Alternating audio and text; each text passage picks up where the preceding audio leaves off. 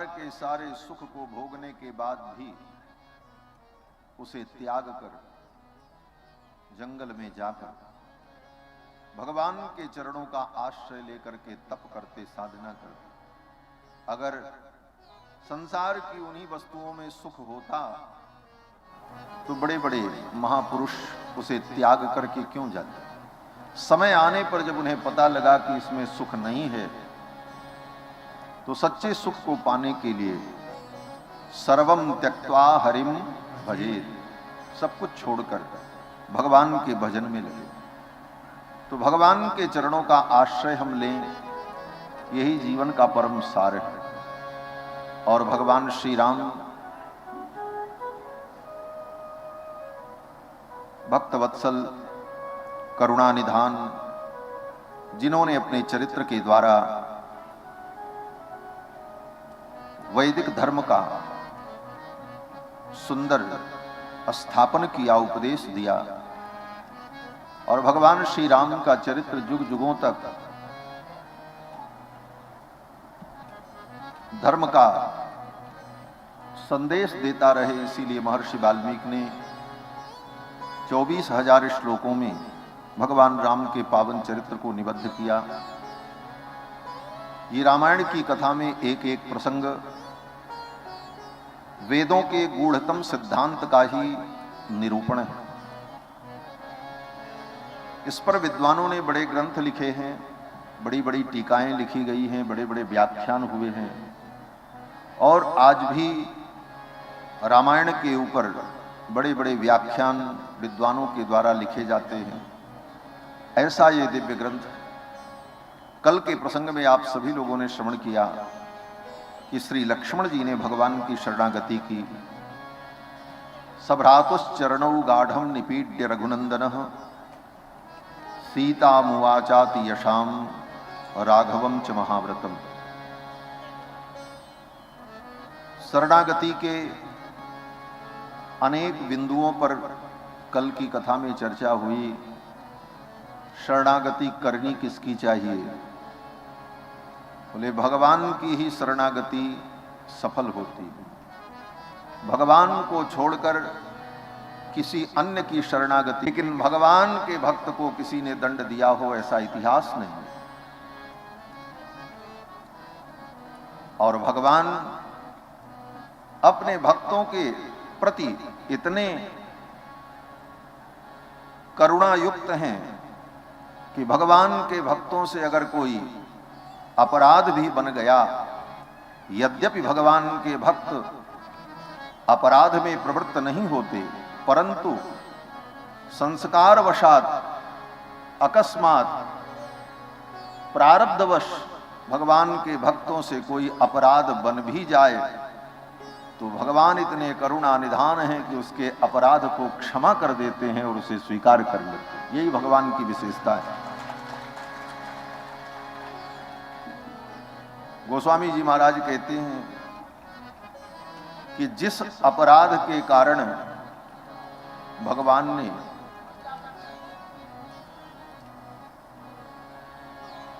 बाली का वध किया, जिस अपराध के कारण भगवान ने रावण का वध किया, वही काम रावण के भाई विभीषण ने किया और वही काम बाली के भाई सुग्रीव ने किया। लेकिन भगवान ने उधर दृष्टिपात नहीं किया। जे ही अघ बध्यौ व्याध जिमि बाली, जिस पाप के कारण व्याध के समान बाली को भगवान ने मार दिया, सोई सुकंठ पुनिकीन कुचाली, वही कुचाल सुकंठ सुग्रीव ने किया। सोई करतूत विभीषण केरी, वही करतूत विभीषण जी की थी।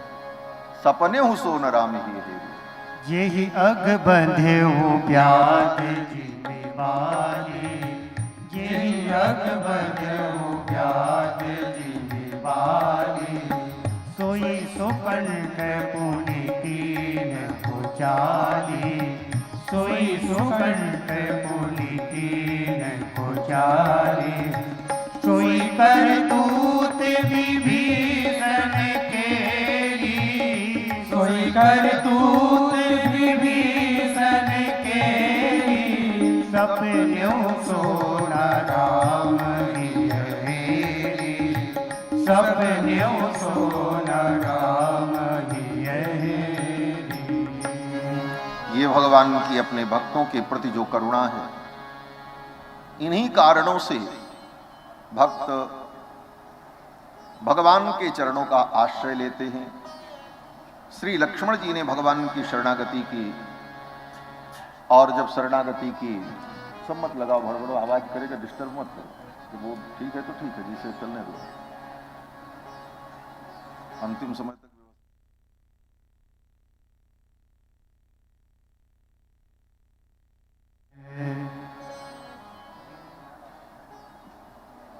श्री लक्ष्मण जी महाराज ने जब भगवान की शरणागति की, कब शरणागति की? बोले जब सीता जी साथ में थी। अब ये दूसरा महत्वपूर्ण बिंदु है। भगवान की शरणागति जिस समय जीव करे, उस समय कोई आचार्य होना चाहिए, जो आचार्य उस जीव की शरणागति का भगवान से निवेदन कर सके, जिसको हमारे आचार्यों ने पुरस्कार कहा है। ये पुरस्कार शब्द आपके लिए नया शब्द होगा। पुरस्कार शब्द तो आपने सुना है, कोई व्यक्ति अच्छा काम करे तो उसको पुरस्कार दिया जाता है। ये शब्द है पुरस्कार। पुरस्कार, पुरस्कार का मतलब होता है सिफारिश करना, मध्यस्थ बनना। तो भगवान और जीव के बीच में आचार्य ही मध्यस्थ होते। जब तक मध्यस्थ आचार्य पुरस्कार न करें, तब तक वह शरणागति भगवान को स्वीकार्य नहीं होती। विभीषण ने शरणागति की तो हनुमान जी पुरस्कार स्वरूप बने।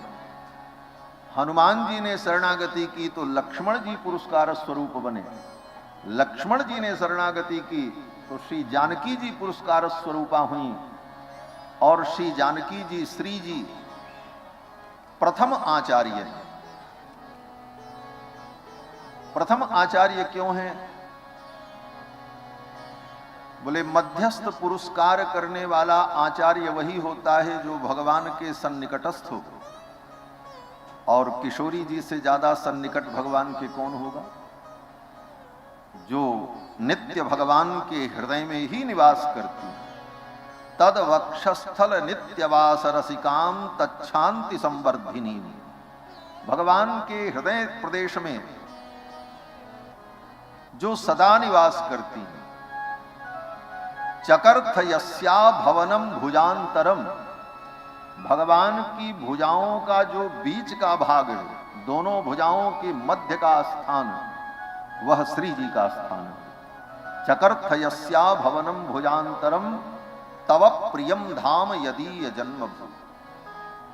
तो श्री जी भगवान के अत्यंत सन्निकट हैं। इसलिए श्री जी का पुरस्कार सर्वोपरि। लक्ष्मण जी की शरणागति आदर्श शरणागति है और इनकी शरणागति में पुरस्कार स्वरूपा श्री जी। इसीलिए सीता जी जब साथ में थी तब लक्ष्मण जी ने शरणागति की। सीता मुवाचाति यशाम राघवम च महाव्रतम। और शरणागति के पूर्व, बोले शरणागति के पूर्व अनुकूल बनकर प्रतिकूलता का त्याग करके, भगवान में विश्वास करके, रक्षक के रूप में भगवान का वर्ण करके अपने आप को भगवान के भरोसे छोड़ देना और दैन्य भाव से युक्त हो जाना, इतना कार्य शरणागति के पहले का है। पूर्व कृत्य इसको कहा जाता है। शरणागति का पूर्व कृत्य और उत्तर कृत्य, इन दो विषयों पर भी आचार्यों ने बहुत विचार किया है। शरणागति के पूर्व जो कृत्य है, जो जीव को करना है, वो क्या है? बोले भगवान को रक्षक के रूप में हम स्वीकार कर लें, उनका वर्ण कर लें, अनुकूलता स्थापित करके प्रतिकूलता का त्याग कर दें, अपने आप को भगवान के चरणों में छोड़ दें और दैन्य भाव से नैत्यानुसंधान से युक्त हो जाए। ये पूर्व कृत्य है। और इस पूर्व कृत्य के बाद जब शरणागति हो गई तो अब उत्तर कृत्य की चर्चा होती। शरणागति करने के बाद जीव को क्या करना चाहिए। दुख की निवृत्ति के लिए अब उस जीव को कुछ नहीं करना है, क्योंकि शरणागति ही सारे दुख का निवर्तन कर देगी। संसार के भव बंधन से मुक्ति के लिए भी उसे अब कुछ नहीं करना है, क्योंकि शरणागति कर लिया है। भगवत प्राप्ति के लिए भी उसे कुछ नहीं करना है, क्योंकि उसने शरणागति कर लिया है। शरणागति से ही दुख की निवृत्ति, संसार बंधन की निवृत्ति, भगवत प्राप्ति, परम आनंद की प्राप्ति, सब कुछ शरणागति से ही सिद्ध हो जाएगा। तो अब उसे क्या करना है? बोले संसार में रहते हुए जो जीवन यात्रा है उसके भी चिंता उसे नहीं करनी है। क्यों? बोले वो प्रारब्ध के अनुकूल वो भी अपने आप होता रहेगा। तो अब क्या करना उसके लिए शेष बचा? तो कहते हैं शरणागति करने के बाद भगवान का कैंकर्य करना, भगवान की सेवा करना, यही एकमात्र कर्तव्य जीव का रहेगा। शरणागति के बाद उत्तर कृत्य यही है। और लक्ष्मण जी ने जब शरणागति की तो शरणागति के बाद लक्ष्मण जी ने यही कहा, प्रभु मैं आपके साथ चलूंगा और आपकी सेवा करूंगा। क्या सेवा करोगे? लक्ष्मण जी ने कहा, अहम सर्वम करिष्यामि, मैं सब करूंगा। अहम सर्वम करिष्यामि जाग्रत स्वपतश्चते। आप चाहे जागते रहो, चाहे आप सोते रहोगे, सब काम मैं कर लूंगा।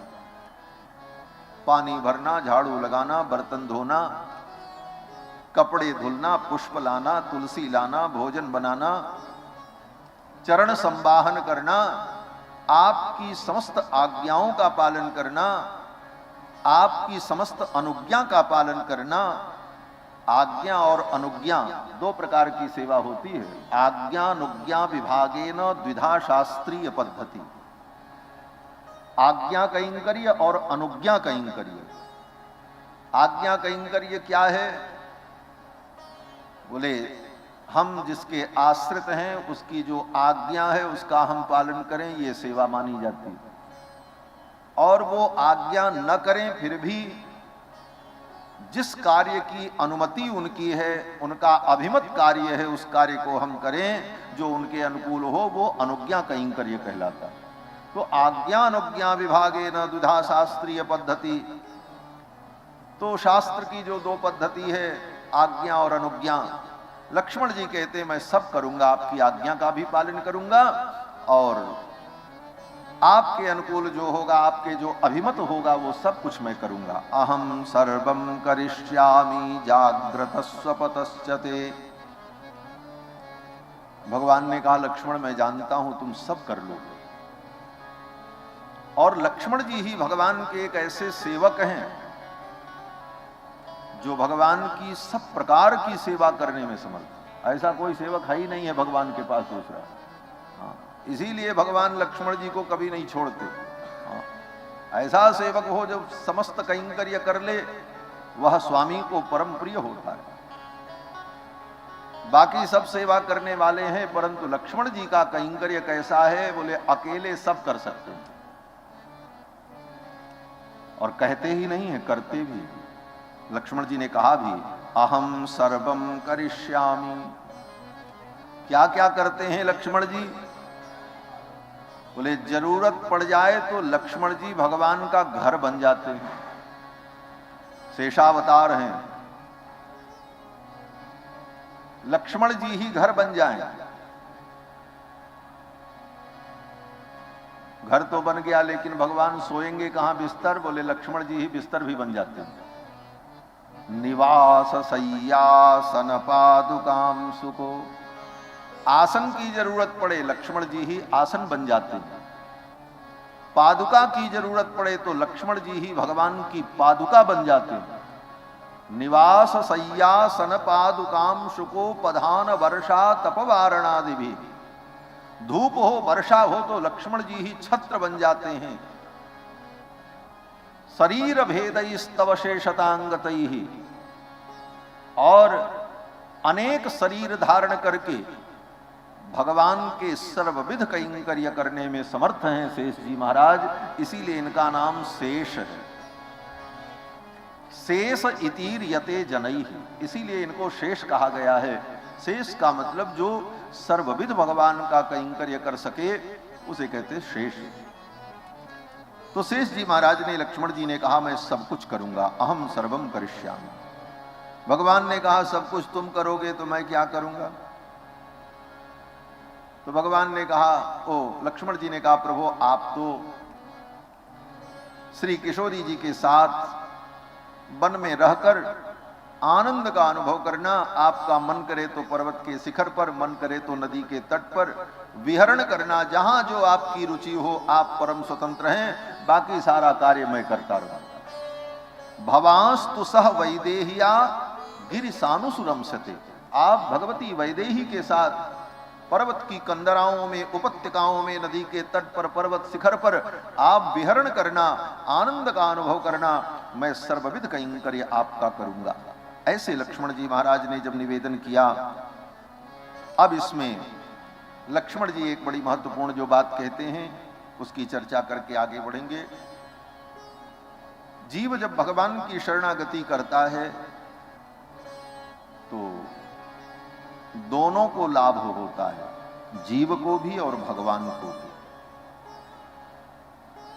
लक्ष्मण जी कहते हैं कृतार्थो हम भविष्यामि, आपकी शरणागति करके, आपके कैंकर्य को प्राप्त करके मैं कृतार्थता की ओर फेंकू। ब्राह्मण दुबला पतला जोर से डंडा फेंके तो अपने ही फेंका जाएगा, इतने दुबले पतले। लेकिन उस ब्राह्मण ने अपने कमर में कपड़ा बांधा, परिक्षिपसि दंडेन यावत तावत अवाप्स्यसे। राम जी ने कहा यहां से डंडा फेंको, जहां जाकर के डंडा गिरेगा वहां तक की गौएं, जमीन सब तुम्हारी। उस ब्राह्मण ने ससाटीम परितक्कट्याम संभ्रांत परिवेष्टताम, अपने उत्तरीय को अपने कमर में उसने कसा और उस दंड को लेकर उत्तर दिशा की ओर उसने फेंका। सतीर्त्वा सरयू पारम दंडस्तस्य कराच्युत। उस ब्राह्मण ने डंडा को जब उत्तर दिशा में फेंका तो डंडा जाकर के सरजू जी के उस पार गिरा। में अयोध्या से फेंका और सरजू पार करके डंडा जाकर के उस पार गिरा। भगवान श्री राम ने कहा वहां जितनी गौएं हैं वो सब तुम्हारी, वहां की सब भूमि तुम्हारी। भगवान ने उस ब्राह्मण को संतुष्ट किया। राम जी ने कहा आपके अंदर जो दिव्य तेज है तप का, ब्राह्मणत्व का, उसे देखने के लिए मैंने ऐसा किया। और ब्रवीमि सत्येन ततेस्म यंत्रणाम धनम हि यद्यन्मम विप्रकारणात्। भगवान श्री राम ने कहा हे विप्र, मेरा जो कुछ है, मेरा सब कुछ, मेरा धन संपत्ति, मेरा जीवन सब ब्राह्मणों के लिए समर्पित है। और हे विप्र जाओ, इन सारी वस्तुओं का तुम उपभोग करो। इस प्रकार उस ब्राह्मण को भगवान ने संतुष्ट किया। दत्त्वा तु सह वैदेह्या ब्राह्मणेभ्यो धनम बहु। ब्राह्मणों को खूब दान करके जगमतु पितरम द्रष्टुम सीतया सह राघवौ। सीता जी को साथ में लेकर, लक्ष्मण को साथ में लेकर पिताजी को प्रणाम करने के लिए गए। और जब भगवान पिताजी के महल में जाते हैं तो उस समय सीता जी राजमार्ग से जब जा रही थी तो लोगों ने जब सीता जी को देखा, अयोध्यावासी आपस में चर्चा करते हैं कि या न शक्या पुरा द्रष्टुम भूतैराकाशगैरपि तामद्य सीतां पश्यन्ति राजमार्गगता जनाः। जिन सीता को आज तक विमान में बैठकर अंतरिक्ष में चलने वाले देवता भी न देख सके, क्योंकि सीता जी कभी कहीं बाहर निकलती ही नहीं थी। देवताओं को भी उनका दर्शन दुर्लभ था। अयोध्या के लोग कहते हैं, जिन सीता को विमान में बैठे हुए देवता भी देख न सके, आज वो सीता इस राजमार्ग पर जा रही हैं और सभी लोग देख रहे हैं। तामद्य सीताम पश्यन्ति राजमार्ग गता जनाः, और इस राजमार्ग पर सभी जन सीता जी को देख रहे हैं।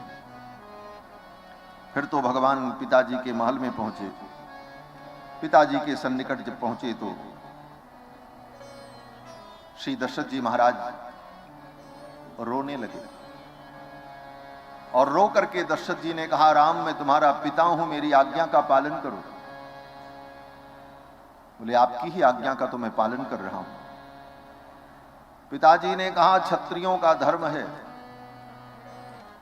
राज्य के लिए किसी से भी युद्ध करके राज्य को अगर क्षत्रिय छीन ले तो ये उसका धर्म है, इसमें उसे कोई अधर्म नहीं होता। इसीलिए राजा लोग किसी भी राजा के ऊपर आक्रमण करके उसके राज्य को अपने राज्य में मिला लेते हैं, ये धर्म है। दशरथ जी महाराज ने कहा, राम तुम एक काम करो,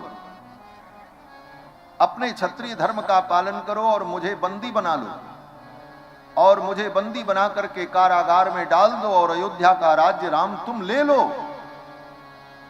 मैं चाहता हूं अयोध्यायाम त्वमेवाद्य भव राजा नृगह्यमाम, मेरा निग्रह कर दो, मुझे कारागार में डाल दो और ये राज्य तुम ले लो। राम जी ने कहा, पिताजी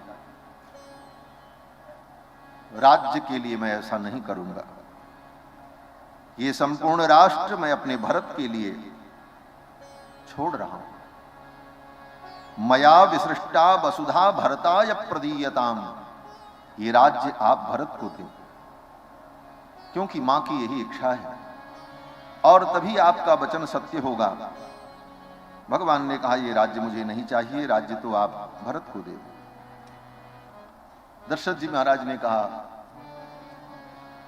अगर राम बन जाने को तैयार हैं तो मेरी आज्ञा है 14 वर्ष तक राम वन में रहेंगे तो इनके सारे उपयोग की वस्तुएं इनके साथ भेजी जाएं। 14 वर्ष में कितना कपड़ा लगेगा, कितना भोजन लगेगा, क्या क्या वस्तुओं की जरूरत पड़ सकती है, वो सारी चीजें राजकोष से निकाल करके इनके साथ भेजा जाए, जिससे मेरे राम को वन में कोई कष्ट न हो। दशरथ जी महाराज ने जब ये कहा हो, और रस व्यक्ति पी ले और खाली पात्र उसको पकड़ा दे, राज्य का सारा वैभव लेकर ले जाए, ये खाली राज्य मेरा भरत लेगा, एक भी वस्तु यहां से साथ नहीं जाएगी।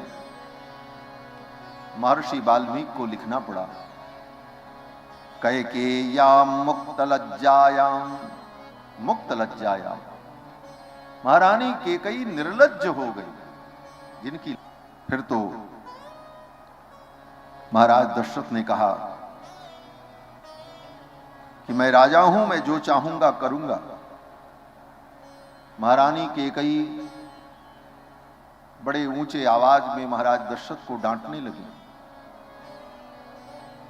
उसी समय महाराज दशरथ के मंत्री वहां पर खड़े थे, और उन मंत्री ने कहा, महारानी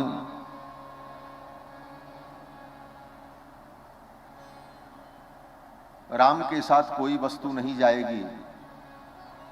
क्यों नहीं जाएगी? उन मंत्री का नाम था सिद्धार्थ। दशरथ जी के जो महामंत्री थे उनमें एक मंत्री थे सिद्धार्थ। महारानी कैकेयी ने कहा, आज से बहुत पहले इसी रघुकुल में एक राजा हुए, महाराज असमंजस। उनको उनके पिता ने जंगल भेजा था। असमंजस को जब बंद दिया गया था तो उनके साथ कोई वस्तु नहीं गई थी, ये रिकॉर्ड में है। राजकुल का सब इतिहास भी रखा रहता है। महारानी कैकेयी ने कहा जब असमंजस को उनके पिता ने बंद दिया था तो उनके साथ तो एक भी वस्तु नहीं गई थी, तो राम के साथ क्यों जाएगी? तो सिद्धार्थ मंत्री ने कहा महारानी असमंजस को उनके पिता ने जो बंद दिया था वो उनके अपराध के कारण दिया था, राम ने कोई अपराध नहीं किया। असमंजस क्या अपराध कर रहे थे? बोले असमंजस नाम के जो राजपुत्र थे, राजकुमार थे, वो बड़े क्रूर थे। अयोध्या की गलियों में घूमते और कोई बच्चा उन्हें खेलते हुए मिल जाता तो उस बच्चे को उठा करके सरयू में फेंक देते थे। वो डूब करके मर जाए तो उनको बड़ा अच्छा लगता था। सारी प्रजा त्राही त्राही करने लगी तो उनके पिता ने असमंजस को राज्य से च्युत कर दिया और दंड स्वरूप उनको वन में भेज दिया। लेकिन राम ने ऐसा कोई अपराध नहीं किया है, राम तो अपनी इच्छा से जा रहे हैं। रामः किम करोत् पापम येनैवमुपरुध्यते नहि कंचन पश्यामो राघवस्या गुणं वयम्।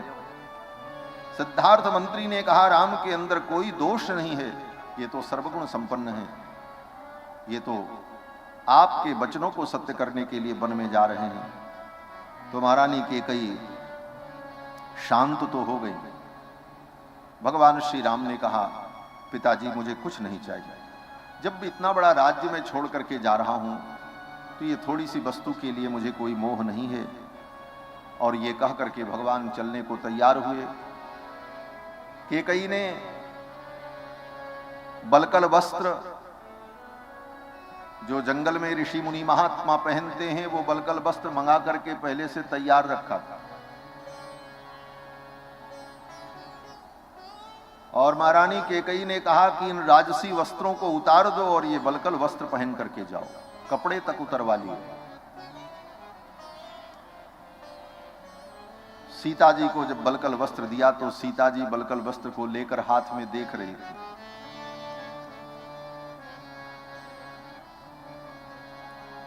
ये बलकल वस्त्र कैसे पहने जाते हैं ये श्री जानकी जी को पता नहीं था, कभी देखा ही नहीं था।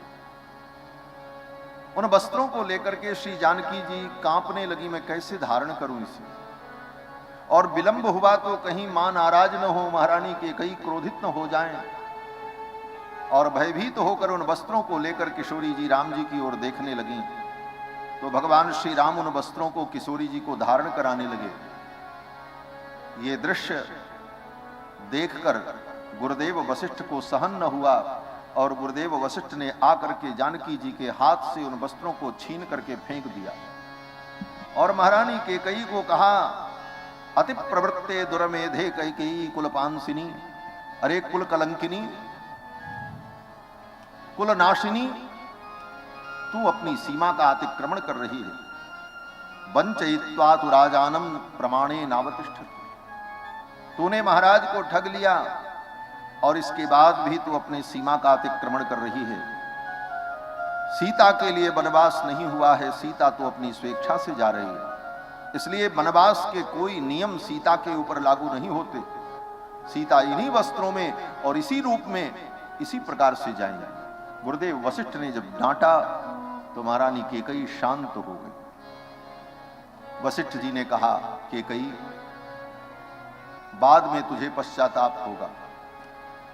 तू क्या समझती है राम जी के चले जाने के बाद ये अयोध्या अयोध्या रहेगी?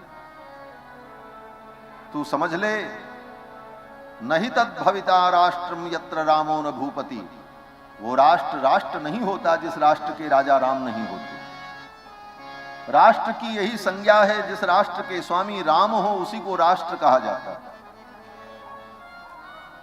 आज बड़े बड़े राष्ट्रवाद की चर्चा होती है देश में, सब राष्ट्रभक्त और राष्ट्रवादी बनने के लिए ढोंग रचते रहते हैं।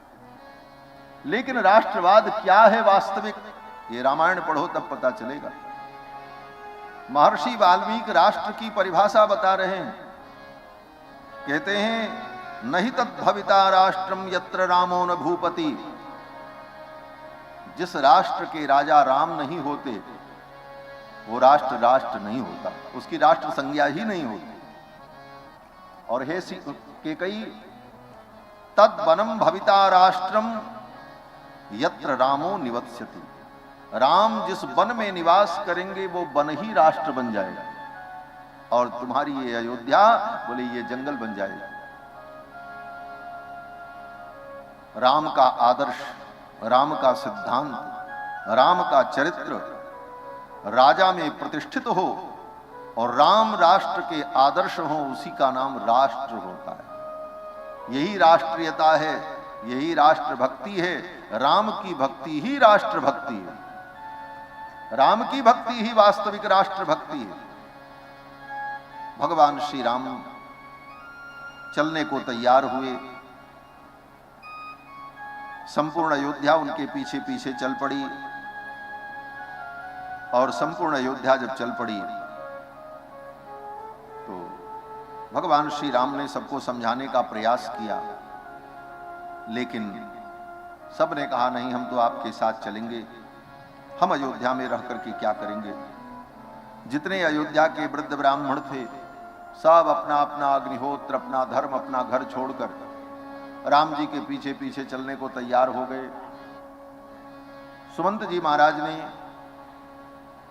रथ हाँका, संपूर्ण अयोध्या राम जी के पीछे पीछे चलने लगी। रथ तेज गति से जब चलने लगा तो वे वृद्ध लोग रो रो करके कहने लगे, हे सुमंत रथ धीरे धीरे चलाओ, हम इतनी गति से नहीं दौड़ सकते। भगवान श्री राम ने सुमंत से कहा, रथ रोक दो। कितने लोग तो राम जी का रथ पकड़ करके लटक गए, लंबायमान हो गए। और इस प्रकार जब अब राम जी किसको क्या समझावें, कोई मानने को तैयार नहीं। अयोध्या से दक्षिण दिशा में तमसा नदी के तट तक लोग पैदल चल करके पीछे पीछे गए। तमसा नदी अयोध्या की दक्षिण दिशा में प्रवाहित होती है। तमसा के तट पर जब पहुंचे तो सब लोग थक गए थे, सब लोग यत्र तत्र विश्राम करने लगे। और प्रथम रात्रि राम जी ने तमसा के तट पर बिताया। जब सब लोग सो गए तो राम जी ने कहा सुमंत से, सुमंत रथ को इस प्रकार ले चलो कि किसी को पता न चले। प्रातः काल ये लोग जब मुझे यहां नहीं पाएंगे तो संतोष कर लेंगे और लौट करके अयोध्या चले जाएंगे, अन्यथा वन में इन्हें बहुत दुख होगा। सुमंत जी ने भगवान की आज्ञा का पालन किया और रथ को दूसरे रास्ते से लेकर आगे निकल गए। प्रातः काल अयोध्या वासियों की जब नींद खुली तो रथ भी न देखा, न घोड़े थे न रथ था, न राम जी। रथ कर खोज कतहु नहीं पावै, राम राम कही चहुदिसि धावै। चारों दिशाओं में लोग दौड़ने लगे, राम जी कहां चले गए, राम जी कहां चले गए। और अंत में रो धो करके सब लोग अयोध्या लौटे। सब ने यही कहा, धिक्कार है ऐसी नींद को, जिस नींद के परवश हम हो गए और राम जी हमें छोड़ करके चले गए। धिगस्तु खल निद्राम ताम ययापहृत चेतसः। धिक्कार है ऐसी निद्रा को जिसके परवश हम हो गए और राम जी हमको छोड़ करके चले गए। उसी दिन से संसार में ये प्रसिद्धि हो गई कि जो सोवत है सो खोवत, जो सोता है वो खो देता है। अयोध्या वासियों ने यही अनुभव किया कि हमने सो करके अपने राम जी को खो दिया। राम जी चले गए। फिर तो भगवान श्री राम आगे बढ़े। फिर वेदश्रुति नाम की नदी को पार किया, फिर गोमती नदी को पार किया, फिर स्यंदिका नदी को पार किया। 4 नदियों को बिना नाव के ही, रथ के द्वारा ही पार किया। छोटी छोटी नदियां थीं, तमसा, वेदश्रुति, गोमती और स्यंदिका। और फिर 5वीं महानदी गंगा के तट पर पहुंचे, श्रृंगवेरपुर, जहां निषाद राजगुह का साम्राज्य था। निषाद राजगुह के राज्य सीमा में भगवान जब पहुंचे, निषाद राजगुह को पता चला। निषाद राजगुह अपने संपूर्ण परिकरों को लेकर के सेवा के लिए आ गए। वहीं पर अयोध्या की सीमा समाप्त हो जाती है। वहां रथ से उतरकर भगवान श्री राम ने अयोध्यापुरी को प्रणाम किया। उत्तर दिशा की ओर मुख करके राम जी ने अयोध्या को प्रणाम किया और प्रणाम करते हुए भगवान ने प्रार्थना की कि कदाहं पुनरागम्य सरज्वा दक्षिणे तटे, कब वो दिन आएगा जब मैं पुनः लौट करके अयोध्या आऊंगा और सरयू के दक्षिण तट पर मृगयाम पर्यटिष्यामि मात्रा पित्रा च संगतः, और सरयू के तट पर घोड़े पर बैठकर अपने मित्रों के साथ मैं मृगया करूंगा और माता पिता का पुनः दर्शन करूंगा। ये कहकर अयोध्या का स्मरण करके भगवान श्री राम रोने लगे। अयोध्यापुरी को प्रणाम किया। अयोध्या में सरयू तट पर विहरण करना ये भगवान को अत्यंत प्रिय है। राम जी ने अयोध्या को प्रणाम किया और कहा, आपृच्छे त्वाम पुरी श्रेष्ठे, हे पुरियों में श्रेष्ठ अयोध्यापुरी। राम जी ने अयोध्यापुरी को समस्त पुरियों में सर्वश्रेष्ठ पुरी कहा। इसीलिए अयोध्या के समकक्ष अयोध्याया समम तीर्थम नास्ति ब्रह्मांड गोलके। भगवान शंकर कहते हैं पूरे ब्रह्मांड में अयोध्या के समान कोई तीर्थ नहीं है। सब तीर्थों की अपनी अपनी महिमा है। जिसका ब्याह होगा उसी का गीत गाया जाएगा, ये बात अलग है। जिस तीर्थ में जाओ उस तीर्थ की बड़ी बड़ी महिमा होती है। लेकिन अयोध्या कहते हैं अयोध्याया समम तीर्थम नास्ति ब्रह्मांड गोलके, पूरे ब्रह्मांड गोलक में अयोध्या के समान कोई तीर्थ नहीं। क्यों? बोले पहला कारण कि अयोध्या विश्व की प्रथम नगरी है। विश्व की प्रथम नगरी है। इस धरती पर सृष्टि का शुभारंभ जब हुआ तो सर्वप्रथम कोई नगरी अगर धरती पर स्थापित हुई तो वो अयोध्या है। क्योंकि मनु जी महाराज वहीं के राजा थे और मनु से ही सृष्टि प्रारंभ हुई। दुनिया में जितने नगर और जितनी भूमि और जितने लोग हैं, सबकी उत्पत्ति का मूल स्थान अयोध्यापुरी। महाराज मनु अयोध्या के राजा। मनुना मानवेंद्रेण या पुरी निर्मिता स्वयं, एक कारण। दूसरा कारण अयोध्यापुरी भगवान के चक्र पर विराजमान है। या चक्रोपरि राजते भुवि सदा। इसमें क्या बज रहा है?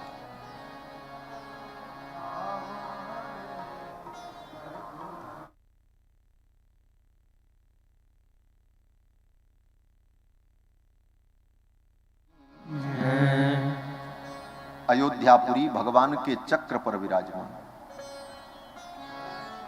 या चक्रोपरि राजते भुवि सदा। भगवान ने अपने सुदर्शन चक्र को भेजा और वह चक्र जब धरती पर आकर के विराजित हुआ तो उस चक्र के ऊपर अयोध्यापुरी विराजमान। अष्ट चक्रा नवद्वारा देवानाम पूह अयोध्या। इसीलिए अयोध्यापुरी संसार चक्र से मुक्ति देने वाली है। बिना चक्र के संबंध के संसार चक्र से मुक्ति नहीं मिल सकती। चक्रपाणी की शरण में जाने पर ही चक्र से व्यक्ति छूटेगा। ये संसार चक्र किसका है? बोले ये संसार चक्र भगवान का बनाया हुआ है। बोले इस चक्र से छूटने का उपाय क्या है? बोले भगवान की उंगलियों में जो चक्र है उस चक्र का आश्रय लेना पड़ेगा। एक चक्र से छूटने के लिए दूसरे चक्र में जाना पड़ेगा। तो भगवान के चक्र संबंध से ही जीव को मुक्ति की प्राप्ति होती।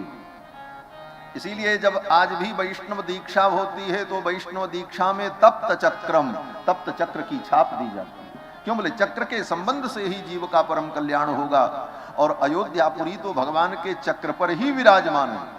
इसीलिए अयोध्या में रहने वाले कोई प्राणी वहां पर अपने प्राण का त्याग कर दें तो चक्र संबंध से उनको संसार चक्र से मुक्ति की प्राप्ति हो जाती है। अयोध्या मोक्षदायिनी, मोक्ष को देने वाली पुरी।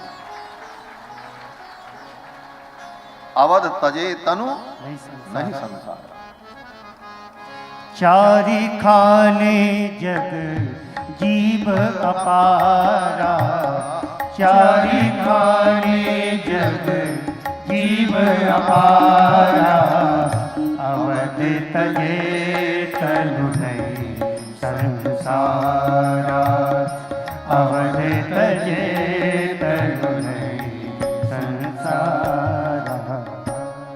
अयोध्या में चक्र के संबंध से जीव को मुक्ति की प्राप्ति होती है।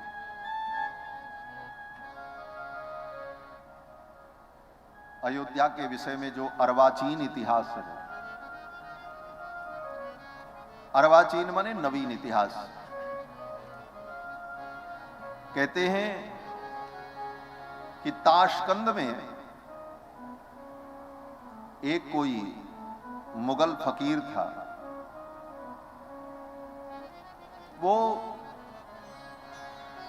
देशाटन कर रहा था,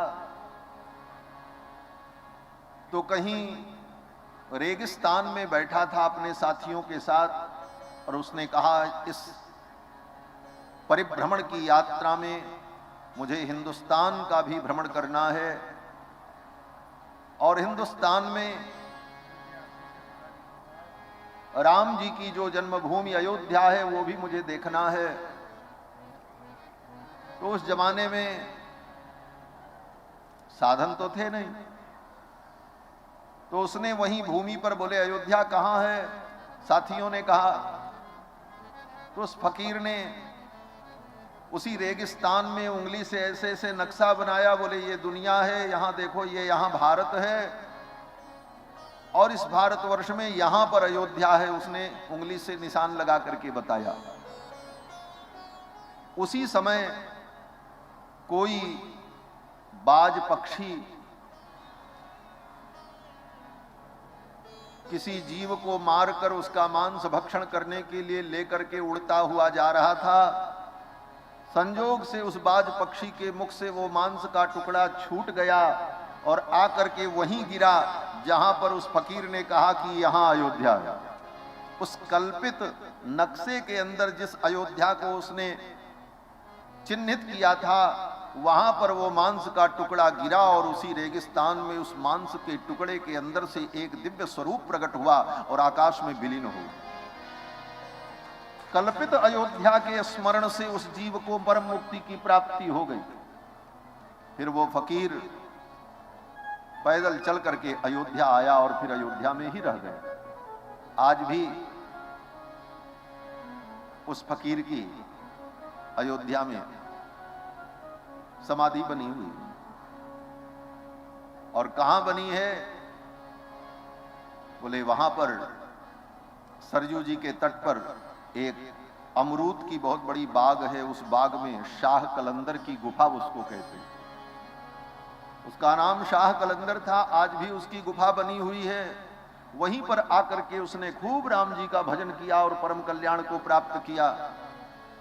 आज भी भादों के महीने में जब श्रावण समाप्त हो जाता है तो भादों के कृष्ण पंचमी को शाह कलंदर की गुफा पर झूला का महोत्सव होता है, और हमारी अयोध्या के गोला घाट के ठाकुर जी वहां पधारते हैं और बड़ा दिव्य झूला उत्सव होता है। तो कल्पित अयोध्या का स्मरण करने मात्र से उस जीव को मुक्ति की प्राप्ति हो गई। अयोध्या मोक्ष देने वाली पुरियों में सर्वश्रेष्ठ पुरी है। और अयोध्या में जो सरजू जी हैं, ब्रह्मद्रवा है, भगवान के आंखों से प्रकट हुई। गंगा जी तो भगवान के चरणों से प्रकट हुई। और गंगा जी क्या हैं? बोले ब्रह्मा के कमंडल में जो जल था ब्रह्मा जी ने अपने कमंडल के जल को भगवान के चरणों से स्पर्श कराया, चरण धुला, वो भी दोनों चरण नहीं, केवल एक चरण, वो भी केवल चरण का अंगूठा। तो ब्रह्मा के कमंडल का वो जल इतना पवित्र हो गया, वो गंगा सारे त्रिलोकी को पावन करने वाली हो गई। गंगा त्रैलोक के पावनी आज भी जीवों का उद्धार कर रही है। और सरयू जी, बोले सरयू जी तो भगवान के आंखों से प्रकट हुई।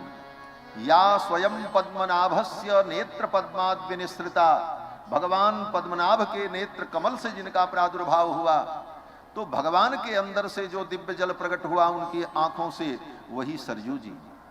और आंखों से जो जल प्रकट होता है वो करुणा बिंदु होता है। भगवान की करुणा ही सरयू जी के रूप में अयोध्या में प्रवाहित होती हैं।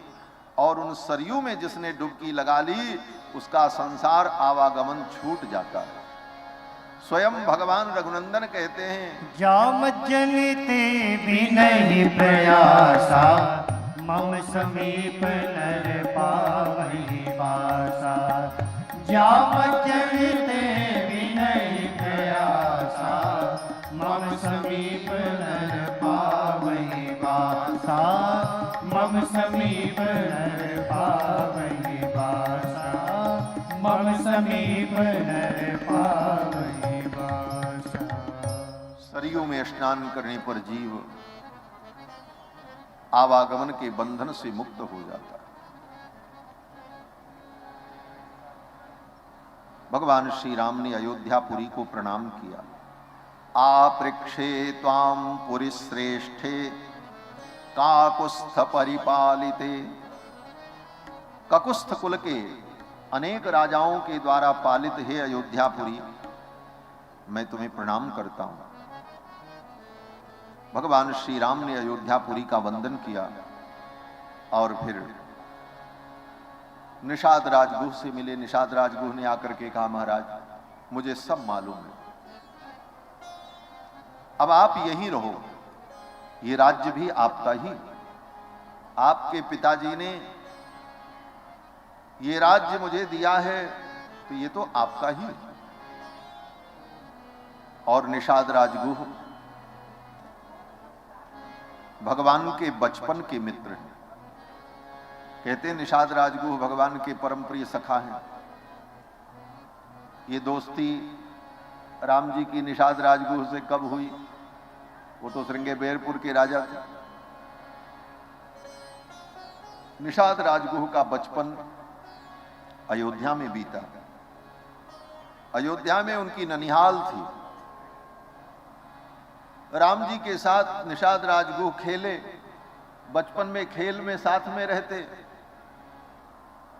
एक दिन निषाद राजगुह ने कहा, रघुनंदन हम तो गरीब हैं, दीनहीन हैं, आप राजपुत्र हो, आज तो मित्रता है,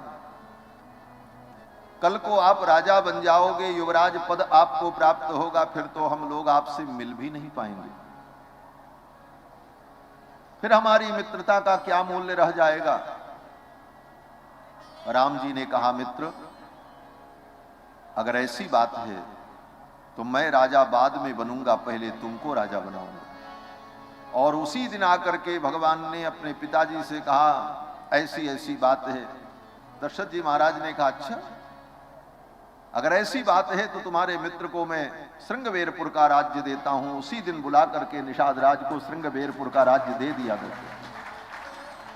यही राम जी की विशेषता है। राम जी पहले अपने मित्रों को राजा बनाते हैं और सबको राजा बनाने के बाद जब उनके अपने सारे मित्र राजा बन गए, तब राम जी ने कहा अब मैं राजा बनूंगा। यही राम का चरित्र। और अपने मित्रों को धराशायी करके स्वयं राजा बन जाना, ये राम राज्य का लक्षण नहीं है। आज की राजनीति में लोग कहते हैं हम राम राज्य की स्थापना कर देंगे, और चरित्र देखो, बोले जिन्होंने जीवन भर साथ दिया उन्हीं को किनारे लगा दिया और स्वयं राजा बन जाते हैं। राम जी के चरित्र से शिक्षा लो। मैं तो केवल संकेत कर रहा हूं कथा में। राम जी ने अपने मित्र निषाद राज को राजा बनाया सुग्रीव को राजा बनाया, विभीषण को राजा बनाया, राम जी के सारे मित्र जब राजगद्दी पर प्रतिष्ठित हो गए, तब अंत में भगवान श्री राम अयोध्या में आकर के राजसत्ता को स्वीकार करते। ये राम का चरित्र है।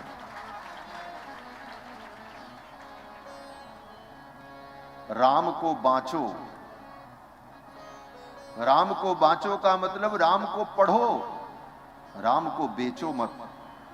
राम को बांचने की आवश्यकता है, बेचने की आवश्यकता नहीं है। ये बहुत कड़वा सच है। बंधुओं, भगवान श्री राम ने जो आदर्श स्थापित किया है, उसके लिए श्रद्धा, निष्ठा, त्याग, तप, स्वाध्याय, इसकी आवश्यकता पड़ती है। और ये जीवन में रहता है, तब राम का चरित्र समझ में आता है। राम जी ने निषाद राजगुह को पहले ही राजा बना दिया। निषाद राजगुह ने कहा, प्रभु ये राज्य आपका ही है। वयम प्रेष्या भवान भरता साधु राज्यम प्रसादिनः। मैं आपका सेवक हूं, ये राज्य आपका है, आप यहीं रहो और हम सब आपकी आज्ञा का पालन करेंगे। वयम प्रेष्या, हम आपके प्रेस से हैं। प्रेष्य माने आज्ञाकारी। भवान भरता, आप मेरे स्वामी हैं। साधु राज्यम प्रसादिनः, यहीं रह करके आप राज्य करो, हम सब आपकी सेवा करेंगे। निषाद राजगुह के इस सद्भाव को देखकर भगवान श्री राम बड़े प्रसन्न हुए।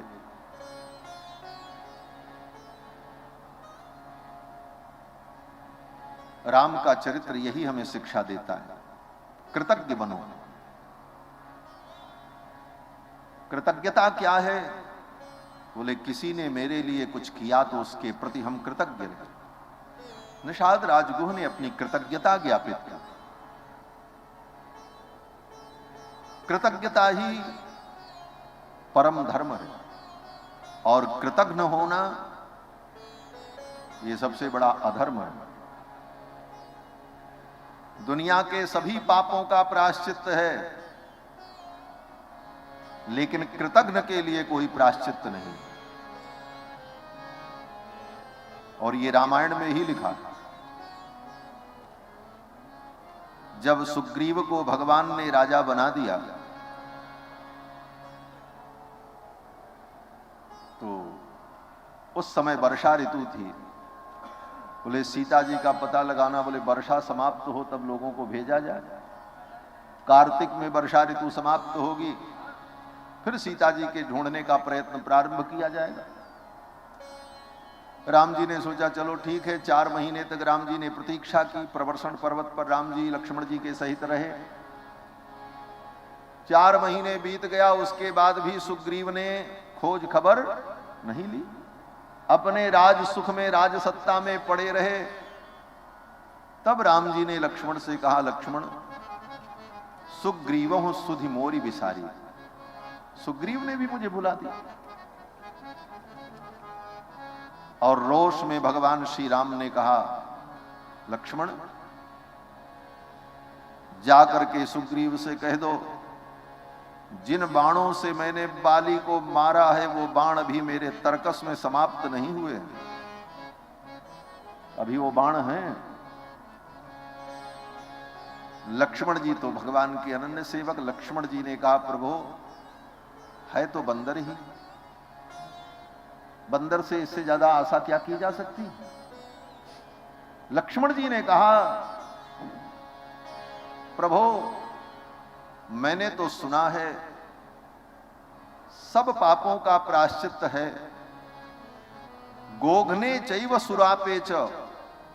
ले लक्ष्मण जी का वचन है वाल्मीकि रामायण में। वो सब कथा तो हम सुना नहीं पाएंगे, कल समापन है, लेकिन कुछ न कुछ बातें सब जगह की आ जाती हैं। लक्ष्मण जी ने कहा, गौ हत्या करने वाले का भी प्रायश्चित है। अगर कोई धोखे से गौ हत्या कर दिया अथवा अज्ञान के कारण उससे गौ हत्या हो गई, तो उस पाप से वो मुक्त होना चाहे तो शास्त्र उसको प्रायश्चित बताता है कि अमुक अमुक कार्य कर लो तो तुम पाप से मुक्त हो जाओगे। सुरापे च, शराब पीने वाले का प्रायश्चित शास्त्र में हो जाता है। यद्यपि शराब पीना महापाप है, गौ हत्या से बड़ा पाप है। प्रसंग आ गया तो कह रहे हैं, आप सभी लोग यहां बैठे हैं, गौ हत्या से भी बड़ा पाप है शराब पीना, वो महापाप की कोटि में आता है। हमारे सनातन धर्म में शास्त्रों के अनुसार 5 पाप जो हैं वो महापाप होते हैं, उससे बड़ा कोई पाप होता ही नहीं। वो 5 महापाप कौन हैं? जिनको महापातक कहा जाता है। 5 पाप में पहला पाप है ब्रह्म हत्या, महापाप, और दूसरा सुरापान, शराब पीना, ये ब्रह्म हत्या के बराबर पाप है, महापाप की कोटि। ब्रह्म हत्या, सुरापानम, और तीसरा गुरवांगना गमन, गुरु की पत्नी, मामा की पत्नी, चाचा की पत्नी, श्रेष्ठ जनों की पत्नी जो पूज्य हैं, वंदनीय हैं, ऐसी स्त्रियों के साथ दुराचार, दुर्व्यवहार, ये महापाप, गुरवांगना गमन इसको कहा जाता है। ब्रह्म हत्या, सुरापान, गुरवांगना गमन 3, और चौथा महापाप स्वर्णस्तेय, स्वर्ण की चोरी करना। चोरी वैसे भी पाप है, लेकिन अन्य वस्तुओं की चोरी सामान्य पाप की कोटि में, लेकिन स्वर्ण की चोरी, अगर कोई व्यक्ति सोना चुरा ले तो महापापी होता है। स्वर्ण चुराने वाले व्यक्ति को ही नरक में जाकर अपने पाप को भोगना पड़ता है, और फिर मरने के बाद जब संसार में पैदा होता है तो कुनखी भवे, उसे कुष्ठ रोग होता है। ये शास्त्र का वचन है। तो ये 4 महापाप, ब्रह्म हत्या, सुरापान, गुरवांगना गमन और स्वर्णस्तेय, और 5वां महापापी कौन है? बोले ये 4 पाप करने वाले व्यक्तियों के साथ जो रहता है, उठता है, बैठता है, खाता है, उनसे संबंध रखता है, उनका स्पर्श करता है, वह भी उसी कोटि का पापी है। तत्संसर्गी, उसका संसर्ग रखने वाला, तत्संसर्गी पंचैते पातकी जना, ये 5 महापातकी होते हैं, इनसे बड़ा पाप ही कोई नहीं। और आजकल लोग सुरा को समझते हैं बस ऐसे ही है, लिम्का और कोको कोला समझ करके लोग पी रहे हैं। महापातकी हैं। शराब पीने वाले व्यक्ति का स्पर्श हो जाए तो किसी पवित्र नदी में जाकर के स्नान करना, पंचगव्य पीना और यज्ञोपवीत बदलना, तब जाकर के स्पर्श का दोष नष्ट हो।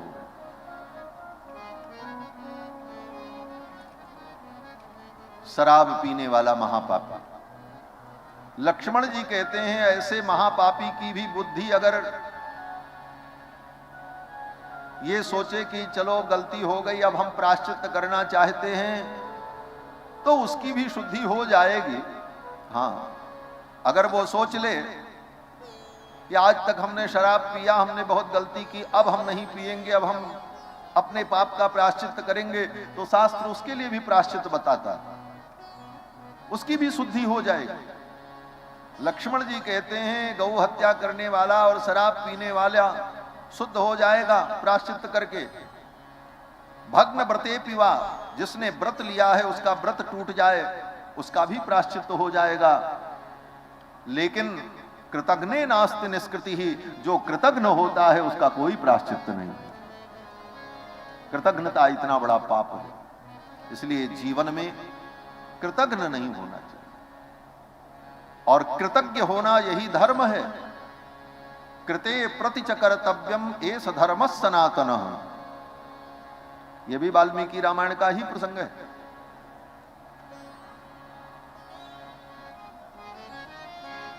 मैनाक पर्वत ने कहा कृते प्रतिच कर्तव्यम, किसी ने मेरे लिए कुछ किया है तो मेरा कर्तव्य उसके प्रति क्या बनता है इसे जानना और उसका पालन करना, यही सनातन धर्म है।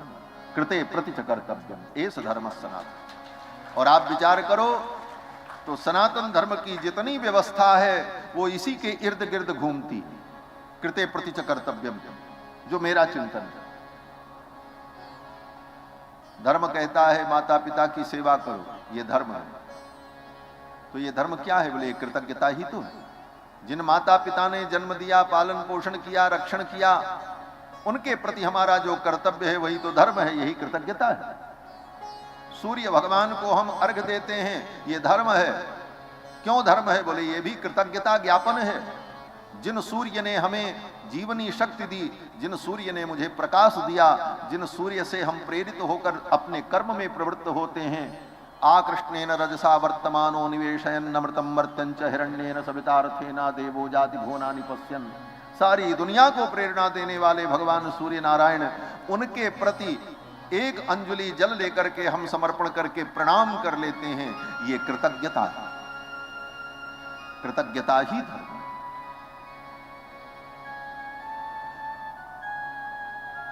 जो भी हम करते हैं, भगवान की पूजा करते हैं, भी क्या है? बोले कृतज्ञता। जिन भगवान ने मुझे जीवन दिया, सब कुछ दिया, उनके प्रति हम कुछ कर सकें, ये कृतज्ञता ही तो सनातन धर्म है।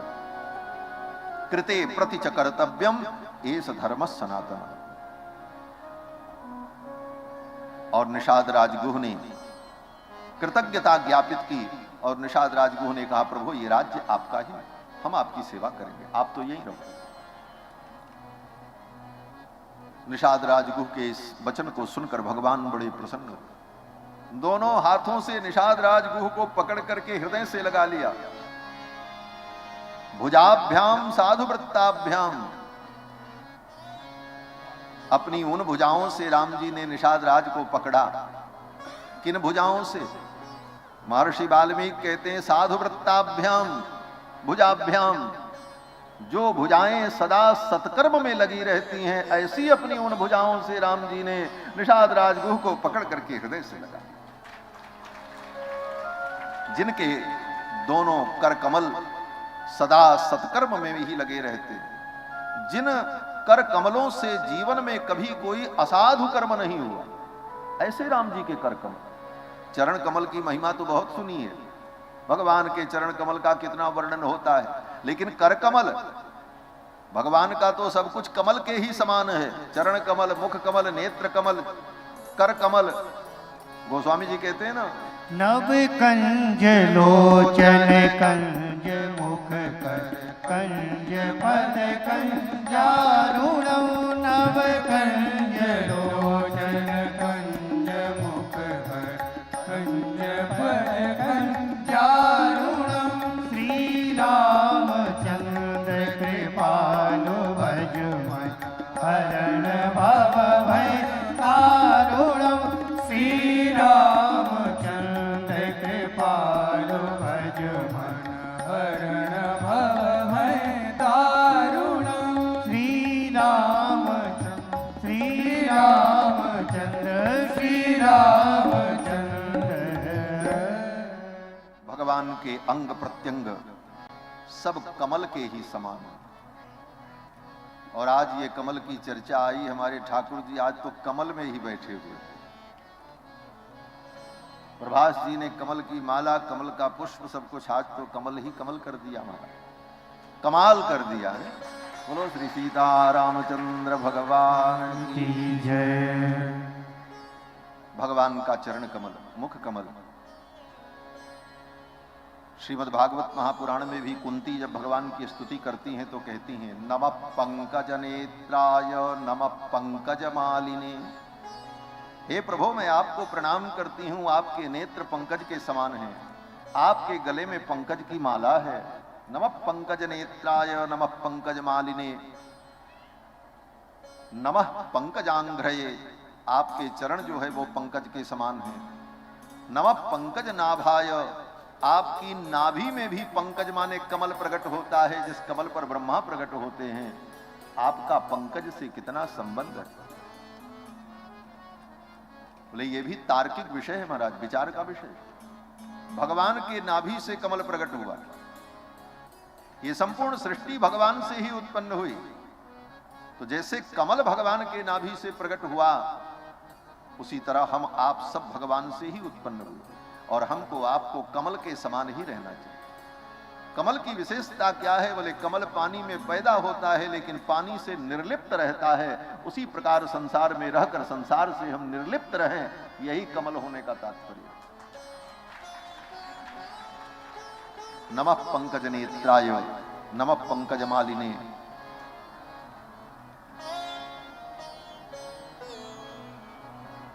तो भगवान ने अपने कर कमल से निषादराज गुह को हृदय से लगाया। भुजाभ्याम साधु वृत्ताभ्याम, उन साधु कर कमलों से। और किस प्रकार से? बोले औपचारिक मिलन नहीं, जैसे होली के समय में और किसी उत्सव के समय में हम लोग एक दूसरे के गले मिल लेते हैं, एक फॉर्मेलिटी कर लेते हैं, औपचारिकता पूरी करते हैं। लेकिन राम जी बोले पीडयन वाक्य मब्रवी। ये पीडयन शब्द बड़ा रसपूर्ण शब्द है। भुजाभ्याम साधु वृत्ताभ्याम पीडयन। निषाद राजगुह को पकड़ करके राम जी ने एकदम कस लिया अपनी भुजाओं में। पीडयन, राम जी का बस चलता तो निषाद राजगुह को अपने अंदर शरीर में, अपनी आत्मा में प्रवेश करा देते, इतना कस करके पकड़ रखा था। पीडयन। और राम जी ने कहा दृष्ट्या त्वाम गुह पश्यामि हरोगम सह बांधवैहि। मित्र, तुम स्वस्थ तो हो, ठीक तो हो, अपने बंधु बांधवों के सहित सुखी हो। अपना दुख नहीं रोया अपने मित्र से राम जी ने कि हम बड़े दुखी हैं, अयोध्या से चले आए हैं, अयोध्या छोड़ दिया है, ऐसा ऐसा हुआ है ना। राम जी ने निषाद राजगुह के सुख और दुख को पूछा। तुम अरोग हो, स्वस्थ हो, तुम्हारे परिजन सब आनंद से हैं। अपिते कुशलम राष्ट्रे मित्रेषु च बनेषु च। तुम्हारे राष्ट्र में कुशलता तो है, तुम्हारे मित्र तुम्हारे अनुकूल तो हैं। निषाद राजगुह ने कहा प्रभु सब आपकी कृपा है, लेकिन मेरा निवेदन है कि अब तो आप यहीं रहो। राम जी ने कहा मित्र तुम्हारे इस सद्भाव से मैं प्रसन्न हूं, लेकिन मैं यहां रहूंगा नहीं, केवल एक रात्रि विश्राम करूंगा, कल प्रातः काल मुझे यहां से जाना है। निषाद राज ने कहा क्यों? राम जी ने कहा कि अयोध्या यहां से सन्निकट है, कहीं न कहीं ये बात अयोध्या पहुंच जाएगी कि मैं यहां पर रुका हूं, तो मेरी मां कैकेयी के मन में संदेह होगा, वो शांति से नहीं रह पाएंगी, उनके मन को शांति नहीं मिलेगी। क्यों? बोले मां कैकेयी के मन में कहीं ये ना आए कि अपने मित्र निषाद राज के यहां रुके हैं, वहां से कोई षड्यंत्र तो नहीं हो रहा है, अपने मित्र का सहयोग लेकर के कहीं अयोध्या पर आक्रमण की तैयारी तो नहीं है, मेरे भरत के राज्य को हस्तगत कर लेने के लिए राम का कोई प्रयत्न तो नहीं चल रहा है। ये सब सोच करके मेरी मां कैकेयी के मन में संदेह हो गया, इसलिए मैं यहां से भी दूर जाना चाहता हूं। निषाद राजगुह ने कहा आपकी अगर यही रुचि है तो मुझे भी स्वीकार्य है। रात्रि भर भगवान श्री राम ने वहां विश्राम किया और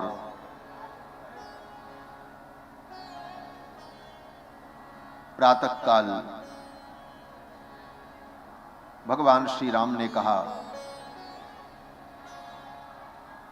सुमंत से कहा आप अयोध्या चले जाओ। सुमंत जी ने कहा नहीं महाराज, मैं आपको दंडकारण्य तक पहुंचा करके आऊं, जहां तक आप रहो और हमारे जाने की कोई आवश्यकता नहीं है, वहां बहुत मंत्री हैं, हम आपके साथ ही रहेंगे और ये रथ आपकी सेवा में रहेगा, मंत्री की कमी नहीं है। धृष्टि जयंत सुराष्ट्र राष्ट्रवर्धन अकोप धर्मपाल सिद्धार्थ ये सब महामंत्री सब संभालेंगे राजकाज, मैं आपकी सेवा में रहूंगा। भगवान ने कहा, सुमंत जी, आप मेरे पिताजी के मित्र हैं, समवयस्क हैं। पिताजी आप पर बहुत भरोसा करते हैं और आप भी मेरे पास रहोगे तो मेरे पिताजी अकेलापन महसूस करें। ऐसी परिस्थिति में वहां उनके पास आपका रहना अति अनिवार्य है। और दूसरी बात, अगर आप लौट करके नहीं गए तो मां कैकेयी के मन में संदेह होगा, मंत्री भी राम से मिल गया है। राजनीति बड़ी सूक्ष्म होती। राम जी ने सोचा कि अगर सुमंत रहेंगे पास में तो महारानी कैकेयी के मन में भी भेद पैदा होगा, इसलिए इनको भी विदा करना चाहिए। राम जी ने सुमंत जी से कहा, मेरी यही आज्ञा है, आप सुमंत शीघ्रम पुनरेव याहि राज्ञ सकाशे भवचा प्रमत्तः। आप अयोध्या चले जाओ और प्रमाद छोड़ करके महाराज के साथ रहकर उनके मन के अनुकूल आप कार्य करो। भगवान की आज्ञा मान करके सुमंत्र जी चल पड़े। क्या करते, घोड़े जाने को तैयार नहीं, चाबुक पर चाबुक मार रहे हैं, लेकिन घोड़े बार बार मुड़ मुड़ कर राम जी की ओर देखते और हिनहिनाते, पैर पटकते, लेकिन अयोध्या की ओर जाने को तैयार नहीं। पशु पक्षी भी सब राम जी के अनुगत थे। यद्यपि पशु बोल नहीं पाते, लेकिन वो भी प्रिय और अप्रिय का ज्ञान रखते हैं। हित अनहित पशु पक्षी हूं जाना। पशु पक्षी भी हित अनहित को जानते। वे घोड़े जाना नहीं चाहते थे। सुमंत जी चाबुक पर चाबुक मार रहे हैं, पैर पटक रहे हैं, लेकिन जाना नहीं चाहते। क्यों? बोले वो घोड़े सोचते हैं मैं क्या मुंह दिखाऊं अयोध्या में जाकर, यही पाप मुझसे करवाना था। हम तो पराधीन हैं, पशु हैं, और राम को वन भेजने का ये जघन्य पाप मुझसे कराया गया। लोग यही कहेंगे यही वो घोड़े हैं जो राम को जंगल में छोड़ करके आया। उन पशुओं के अंदर ऐसी उदात्त भावना थी, लेकिन पशु तो पशु ही होता है, उनकी पराधीनता होती है। सुमंत जी महाराज किसी प्रकार रथ लेकर अयोध्या के लिए रोते बिलखते चल पड़े।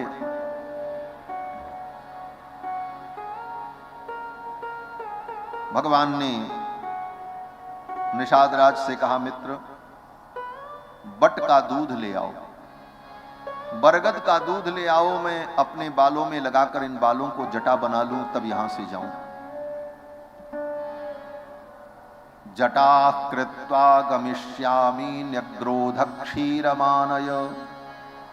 न्यग्रोध का क्षीर, बट का दूध ले आओ, इन बालों को जटा बना करके मैं तब आगे जाऊंगा।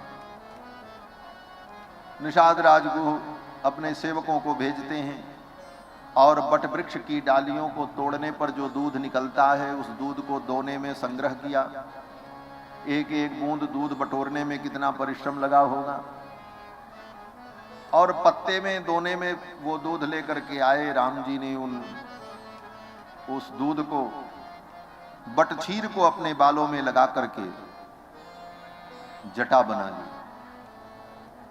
लक्ष्मण जी ने भी जटा बना ली। यद्यपि राम जी जटा न बनाते फिर भी जंगल में जटा बन जाती। जटा बनाने की थोड़ी जरूरत पड़ती, आप जटा न बनाओ, बस केवल कंघी करना बंद कर दो और औषधि लगा करके बालों को धुलना बंद कर दो, वो पानी धूल पड़ते पड़ते अपने आप ही सब बाल जटा हो जाएगा। जटा तो अपने आप बन जाता है। लेकिन राम जी ने ये उपदेश दिया, जिस मार्ग में, जिस सिद्धांत में रहो उसका जो निश्चित स्वरूप है उस स्वरूप का भी आदर करो। ये बात है। अगर आप वैष्णव हैं तो आप तिलक लगाओ, अगर आप वैष्णव हो तो गले में तुलसी धारण करो, अगर आप तपस्वी हो, वनवासी हो तो सिर पर जटा धारण करो, अगर आप सिपाही हो तो वर्दी पहनो। जिसका जो रूप है वो धारण करना चाहिए, तभी उसका सम्मान है, तभी उसका वह सिद्धांत सुरक्षित रहता है। इसलिए राम जी ने वेश की महिमा को बढ़ाया। लोग कहते हैं पूजा करने जब बैठते हैं तो पंडित जी कहते हैं देखो पैंट उतारो, धोती पहन लो। तो कितने लोग तर्क करते हैं ये पैंट भी तो कपड़ा ही है और धुला हुआ है, पवित्र है। बोले भले पवित्र है, धुला हुआ है, लेकिन वो पूजा का वेश नहीं है। पूजा का वेश तो है कि धौत वस्त्र पहन करके ही पूजा की जाए, इसलिए उस वेश को धारण करना चाहिए।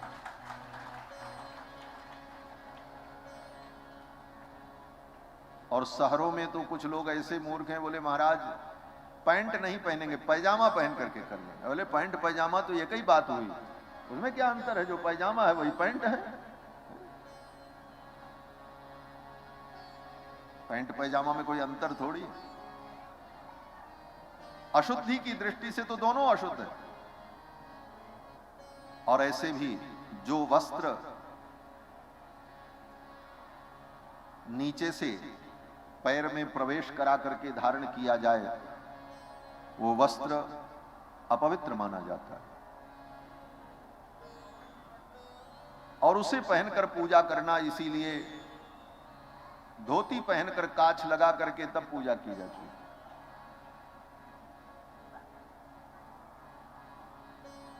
तो वेश का भी बहुत बड़ा महत्व है। भगवान श्री राम ने जटाओं को धारण किया और निषाद राजगुह से कहा नाव मंगाओ, मुझे गंगा पार करो, मुझे आगे जाना है।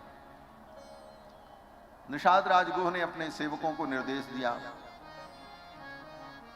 सुंदर नाव लेकर के आए। श्रीमद् रामचरितमानस में यहां पर गोस्वामी जी ने एक बड़ा सुंदर भावपूर्ण प्रसंग प्रस्तुत किया है। केवट संवाद। भगवान ने केवट से नाव मांगी और केवट नाव लेकर के आने को तैयार नहीं। निषाद राजगुह के अतिरिक्त कोई दूसरा मल्लाह था केवट, जिसको राम जी ने बुलाया। निषाद राज भी वही है, केवट निषाद का मतलब ही वही होता है। लेकिन यहां वाल्मीकि रामायण में किसी केवट से भगवान ने नाव मांगी ऐसा नहीं। निषाद राज से ही कहा मित्र तुम ही व्यवस्था करो, और निषाद राज ने नाव की व्यवस्था की और भगवान उस नाव में बैठकर गंगा पार करके। लेकिन मानस में गोस्वामी जी ने एक बड़ा सुंदर भावपूर्ण प्रसंग प्रस्तुत किया कि भगवान ने केवट से कहा, एक केवट नाव पर बैठा था, सबको पार लगाता था। राम जी ने कहा भैया नाव लाओ, मुझे पार जाना है। केवट नाव लेकर के नजदीक तो आया, लेकिन पानी में ही नाव को इधर उधर घुमाते हुए कहता है महाराज नाव तो मैं लेकर के आया हूं, लेकिन आपको पार कैसे करूं? बोले क्यों? बोले हमने सुना है आपके चरण में बड़ा जादू है। बोले क्या जादू है? केवट ने कहा आपके चरण की रज पड़ जाए तो पत्थर की जो शिला है वो भी स्त्री बन जाती है। छुवत शिला भई नारी सुहाई। अहिल्या का उद्धार किया था तो ऐसे ही तो हुआ था।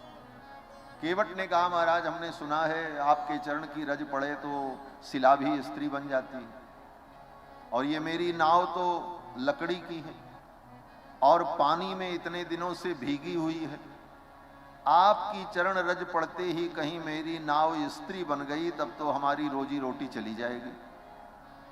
और दूसरी बात, एक पत्नी जो घर में पहले से है उसका भरण पोषण तो मैं कर नहीं पा रहा हूं, ये दूसरी तैयार हो जाएगी, इसको मैं कहां ले जाऊं? ये दूसरी समस्या खड़ी हो जाएगी। और कुछ मुझे आता नहीं है और कोई धंधा मैं कर नहीं सकता, क्योंकि ये मेरा पैतृक कर्म है, यही मेरी जीविका है, यही मेरी वृत्ति है, दूसरा कोई काम मैं कर नहीं सकता। फिर तो मेरे जीवन में संकट आ जाएगा। यही प्रतिपालहु सब परिवारों, यही प्रतिपालहु सब परिवारों, नहीं जानूं कछु और कवारो, नहीं जानूं कछु और कवारो। जो प्रभु पारि अवसि गाचहु, जो प्रभु पारि अवसि गाचहु, मोहि पद पदुम पखारन कहु, मोहि पद पदुम पखारन कहु। केवट ने कहा, महाराज अगर आपको पार जाना है, जो प्रभु पार अवस गाचहु, तो मुझे तो कोई गर्ज नहीं है। आपको अगर जाना है तो मोहि पद पदुम पखारन कहू, आप हमसे कहो ठीक है केवट मेरा चरण धो लो, और आपका चरण धो लूंगा, क्योंकि आपसे कोई दिक्कत नहीं है, दिक्कत आपके चरण रज से है। आपके चरण में जो मिट्टी लगी रहती है वो बड़ी खतरनाक है। चरण धो लेंगे और फिर आपको नाव में बैठा लेंगे और आपको पार कर देंगे। जो प्रभु पार अवस गाचहु, मोहि पद पदुम पखारन कहु। राम जी ने कहा, मित्र मुझे देर हो रहा है, मुझे पार जाना है। केवट ने कहा, महाराज बिना चरण धोए तो हम आपको पार करेंगे नहीं। और तो और आप भी मेरा निर्णय सुन लो। आपके पिताजी की सौगंध, आपके पिताजी की सौगंध महाराज दशरथ की, जब तक चरण धो नहीं लेंगे आपको पार नहीं उतारता। देखो केवट का चिंतन भी बड़ा विलक्षण है। केवट ने सोचा अगर मैं चरण धोने का आग्रह करूं और राम जी ने चरण नहीं धुलाया तो मैं क्या कर पाऊंगा। वो परम स्वतंत्र है, परम स्वतंत्र न सिर पर कोई। वो कह देंगे नहीं नहीं तुम केवट हो, हम चरण नहीं धुलाएंगे, पार करना हो पार करो, नहीं हम दूसरा बुलाते हैं। तो केवट ने रास्ता ढूंढा।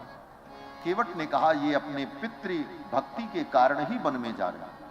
पिता के वचनों का पालन करने के लिए इन्होंने इतना बड़ा त्याग किया है, पिता के प्रति इनकी इतनी निष्ठा है पितृभक्ति, तो मैं इनके पिता की कसम खा लूं।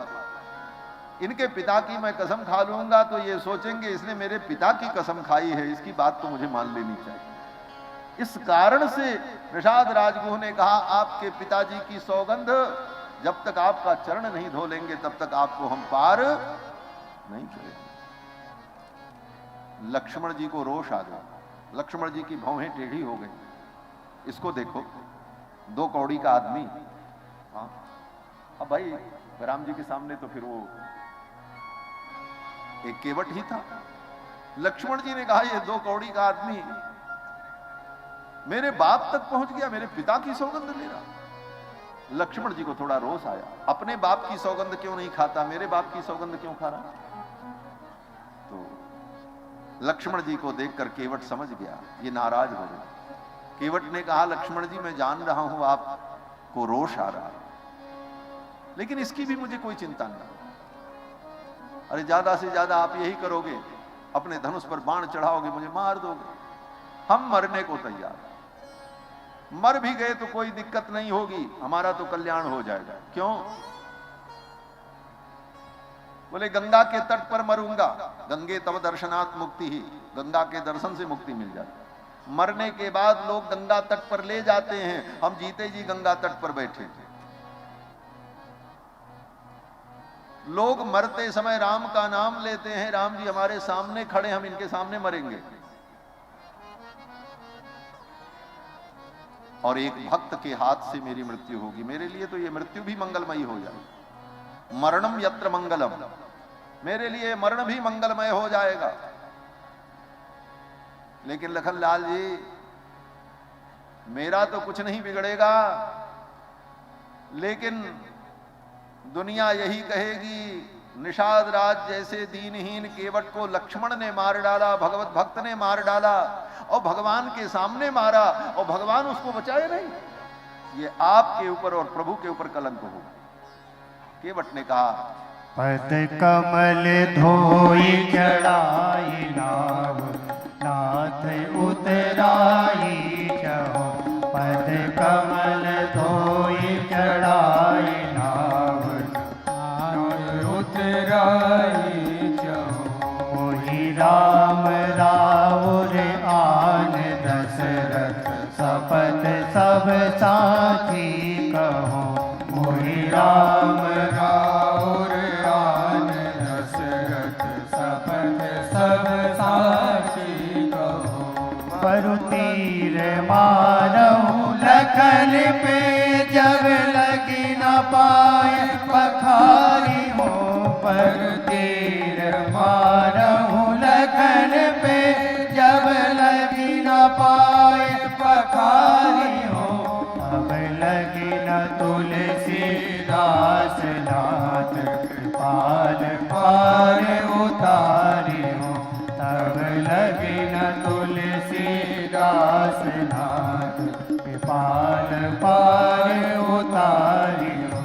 पद कमल धोई चढ़ाई नाव, नाथ उतराई जाओ। पद कमल धोई चढ़ाई नाव, नाथ उतराई जाओ। केवट ने कहा, पद कमल धोई चढ़ाई नाव, नाथ न उतराई चहो। मोहि राम राउर आनी दशरथ, सपथ सब सांची कहो। बर लखन मारहु तीर, जब लगन पाव पखारी हो। तब लगन तुलसीदास नाथ, कृपालु पार उतारी। तब तक मैं पार नहीं उतारा। भगवान ने लक्ष्मण को इशारा किया, लक्ष्मण जी शांत हो गए। भगवान ने कहा, केवट मुझे पार जाना है। अगर तुम्हारा यही आग्रह है तो चरण धो लो और मुझे पार करो।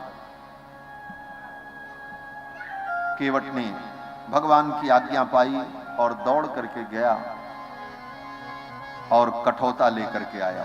केवट राम रजाय सुबाबा, केवट राम रजाय सुबाबा। पानी कठौता भरि ले आवा, पानी कठौता भरि ले आवा। अति आनंद उमगी अनुरागा, अति आनंद उमगी अनुरागा। चरण सरोगे पखारन लागा, चरण सरोगे पखारन लागा। केवट राम रजाय सुपावा, पान कठौता भरी लिया। कठौता लाया, कठौती नहीं लाया। कठौता और कठौती में भी अंतर होता है। हमारे यहां अवध क्षेत्र में सबके घर में पहले कठौती होती थी। कठौती आटा सानने के काम आती थी। आटा उसी में साना जाता था। उसको कभी जूठा नहीं किया जाता था, क्योंकि लकड़ी का बर्तन जूठा हो जाए तो फिर वो शुद्ध नहीं होता। लकड़ी का बर्तन एक बार जूठा हो जाए तो फिर वो शुद्ध नहीं होता, चाहे जितना धुलो फिर जूठा ही रहेगा। उसकी शुद्धि का एक ही उपाय है कि उस पर पुनः रंदा चलाया जाए, एक परत उसकी काट करके निकाली जाए। स्मृतियों में सब विषयों पर चर्चा होती है, विचार होता है। तो कठौती घर घर में होती थी, इसीलिए पुरानी परंपरा थी माताओं की कि जो रोटी बेलने वाला चौका होता है और बेलन लकड़ी का, रोटी बनाने के बाद तुरंत उसे धो करके रख दिया जाता है कि कहीं किसी जूठे वस्तु से स्पर्श न हो जाए। अब आजकल के लोग तो ले जा करके उसी बेसिन में जूठे बर्तनों के साथ उसको भी डाल देते। आचार विचार नष्ट हो गया। सनातनी परंपराएं क्या थी हमारी, उसके पीछे रहस्य क्या था, ये जानना लोग भूल गए। और की बात क्या कहें, आश्रमों में ये स्थिति, कितना भी बताओ समझाओ, शुद्धि अशुद्धि का विवेक क्या है, झूठा उच्छिष्ट का विवेक क्या है, ये पता ही नहीं। लकड़ी का बर्तन एक बार जूठा हो जाए तो फिर वो शुद्ध नहीं होता, फिर तो उसे या तो काट करके छील करके ऊपर का एक हिस्सा हटाओ तब वो शुद्ध हो। तो कटौती जो होती है वो थाली के समान होती है, वो बड़ी होती है क्योंकि उसमें आटा साना जाता है। और कठौता जो होता है वो नीचे छोटा होता है, ऊपर ऐसे बड़ा होता है। केवट कठौती नहीं लाया, कठौता ले आया। केवट राम रजायस पावा, पान कठौता भरी लगा। कठौती ले आता तो दोनों चरण भगवान उसी में रख देते और आराम से चरण धुल जाता। केवट ने सोचा कठौता ले चलते, कठौता में दोनों चरण राम जी का आएगा ही नहीं, एक ही चरण आएगा। तो पहले एक चरण धोएंगे तब दूसरा चरण धोएंगे। अरे बोले धोना दोनों ही है तो कठौती में धो लेते, कठौता में धोने की क्या जरूरत। केवट बड़ा चालाक था महाराज। कहते हैं भक्त बड़े चतुर होते हैं, भगवान जहां तक सोच नहीं पाते उसके आगे वो बेचारे सोच लेते। राम ते अधिक राम कर दासा। केवट ने सोचा एक चरण राम जी का कठौता में रखेंगे, एक चरण बाहर रहेगा, और जब मैं उनका चरण धोऊंगा तो मेरा परम सौभाग्य होगा कि मेरे दोनों हाथों में ठाकुर जी के चरण होंगे, और एक चरण जब कठौता में रहेगा एक बाहर रहेगा तो ठाकुर जी डगमगाएंगे, उनका बैलेंस बिगड़ेगा, तो बैलेंस संभालने के लिए मेरे सिर पे हाथ रख देंगे, फिर तो मेरा हाथ मेरे कर ठाकुर के चरणों में और ठाकुर जी का कर कमल मेरे मस्तक पर होगा। ये परम सौभाग्य होगा। इसलिए केवट राम रजायस पावा, पान कठौता भरी ले आया महाराज। अति आनंद उमगी अनुरागा, चरण सरोज पखारन लागा। देवताओं ने इस दृश्य को देखा महाराज, देवता जय जयकार करने लगे। बरसी सुमन सुर सकल सिहाही, बरसी सुमन सुर सकल सिहाही, यही सम पुण्य पुण्य को नाही, यही सम पुण्य